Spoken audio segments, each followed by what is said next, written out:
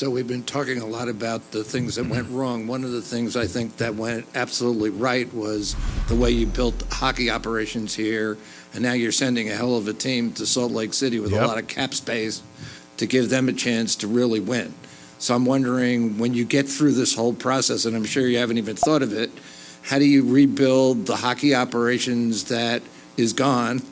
And Gary, would they get the kind of expansion draft that that Seattle and Las Vegas had? One of the points of contention in the discussion was that Alex felt very strongly that they had done a very good job in terms of their plan to build this team. That's fair. They will get, when they reactivate, a team that will be composed the same way that Vegas and Seattle were. Expansion draft style. Poaching from the other teams. Interesting. I'll add to that. And that could make them an equally good team almost immediately all over again. So that was definitely something you understand had to be negotiated as part of this. I have been criticized for my hockey operations, which I find it baffling because I agree with you 100%. What we have created over the last 4 years is unbelievable. Never been done before. With the amount of draft picks that we have and the team that we've acquired and that I have, along with Bill Armstrong and my son and my family, handpicked, we have an incredible team that they're going to be receiving now in the next, it's on their way right now as we speak. And I don't know if it makes it better or worse. Scripps has been very cooperative, extremely so, and we're grateful. We're going to flip markets, so Scripps is going to pick up the games of the team in Utah, and the games will be down here as part of the Utah team's extended market. So that's the TV contract and package Scripps, right? What's the appetite if you still live in Phoenix and your team is now in Salt Lake City? Is that something you're really going to want to follow and watch? Maybe for some, maybe they're that attached to certain players, but it's just... That's an interesting part of this. And by the way, that's an interesting part of the Roadrunners connection. They're still the AHL affiliate of the Utah hockey team now.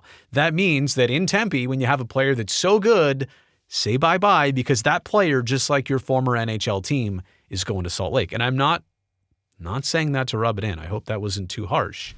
That's one of the unfortunate realizations of this entire process. That may make it better, it may make it worse, but the games will be viewable here. And What happens? And the last comment on that, you asked me if, we did it once, can I do it again? Absolutely, we can do it again. Now I really know how things work. All right. And I'm very comfortable with that. That's hard. So isn't this market, wasn't Utah Las Vegas's market? The Utah's extended market for Colorado and Vegas, we're now going to flip Salt Lake City, Utah, and Arizona. Okay. So the games will be available here. And then one more technical question with your March 6th timeline. The actual posting of the auction wasn't done until about 3 weeks ago. Yeah, but I knew what was going on. The fact that it wasn't posted, I knew the dynamic that was going on. Okay, thanks. Okay. Third row on the aisle. You're on a need-to-know Speaking about basis. future development, with this, having these next 5 years to kind of figure that out, maybe less. We get it.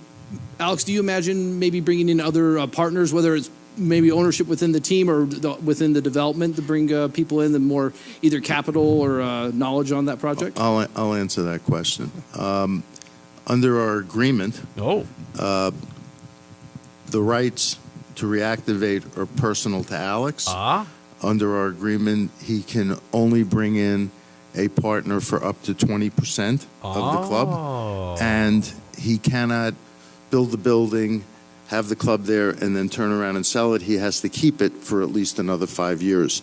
So this isn't a situation, and I've seen some speculation and commentary about that. This is not a flip-it situation.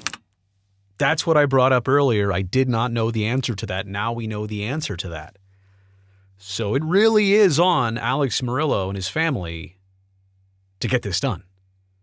He can take on other people. He can't take on somebody to overtake him in the ownership. And I think even when it was 5 years after the building goes up, he can't flip it to somebody else. This is his project and his, let's face it, responsibility now. I think what he's also saying is he wants me to stay in the league for another 5 years on top of the 5 I've already been there, plus 5 more. So he wants me here for a while.